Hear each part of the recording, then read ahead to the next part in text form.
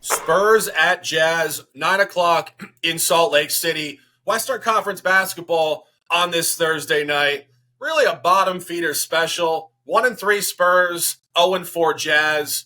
Coach likes some of this garbage. He's buying the biggest level of garbage. The Jazz at 0-4 are favored. Coach buying them. What's going on here? It's a trip to the sewage plant, like in a dumpster fire. I mean, it's a dud of a game, but I like Utah. I got it at 1.5. San Antonio on the second night of a back-to-back, and it's not an ordinary back-to-back. They're going back-to-back and going to altitude. So I think that's going to be tough on them. They got worked over by Oklahoma City last night. Utah doesn't have a win. They're hungry. I think they come out and play well. It's the perfect spot for them to get their first win. And, if you go back to last year, they covered a few games at the end of the season, actually 5-2 against the spread in their last 7. So I'm gonna take the Jazz at -1.5. Yeah, a lot of moving parts in this game. As you said, a really brutal schedule spot for the Spurs here. Back-to-back. Did compete, I would say, reasonably well to cover the spread last night, albeit a backdoor at Oklahoma City. But a lot of moving parts, and obviously staying on the conversational point. Junior Brown in the house. Welcome to the show. What's going on with this game? You want to make a couple comments about the legend in the making, Victor Wembanyama. Yeah, legendary performance last night where he made one field goal, being 7 foot. He's like the second tallest or the tallest player in the league.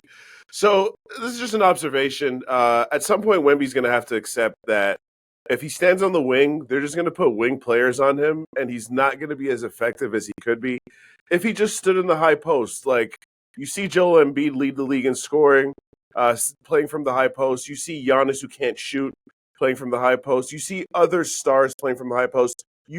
Everyone's not KD. You don't have to be Kevin Garnett. You can just go in the post and dominate the game. You're one dribble away from the basket. He probably doesn't even have to dribble to dunk from the high post. So it just doesn't make any sense that they continue to put him out there and have him being guarded by guys who play small forward. And just look at any San Antonio game. The center on the other team guards Sochan, or however you say his name, because Wemby's out there trying to play KD. You're not Kevin Durant. Stop it. I'm done. Sorry. No, I would agree. I actually wasn't aware of the fact that he only had one field goal last night, but I just pulled it up here. 6 points, 1 of 5 from the field in 27 minutes. I mean, I understand. Bro, and I don't mean to interrupt you. He was so soft yesterday that, remember I mentioned him and Chet hate each other? Go back and look at the highlights. I watched the whole game this morning. Chet throws an elbow, and he smiles at him like, yeah, you just got me. There's nothing I can do. Like, what do you mean there's nothing you can do? You're supposed to be the best prospect of all time. What's going on? Yep. Yeah, and I mean, in the offseason, it was pretty noted he put on 25 pounds and this and that. But I mean, from a mental makeup standpoint, you got to get that dog in you a little bit. And maybe he just hasn't, been punked enough in this league yet. I mean, last year expectations obviously were not that high. It's his rookie year. They won, 25, 30 games at most. This year, expectations have been ratcheted up a little bit. It's flat out inexcusable to score 6 points against Oklahoma City.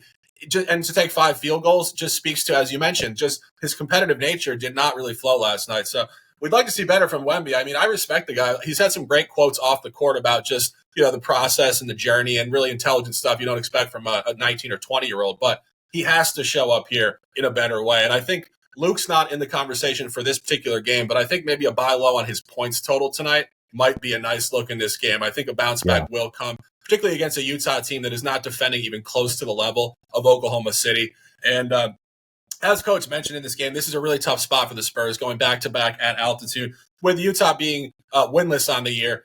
Tough game for me to handicap, but I do think as that final point, as the conversation flows, look at Wemby over points tonight. I think it's a very intelligent take. So, Coach, on Utah at -1.5, conversation done on this game. Let's dominate.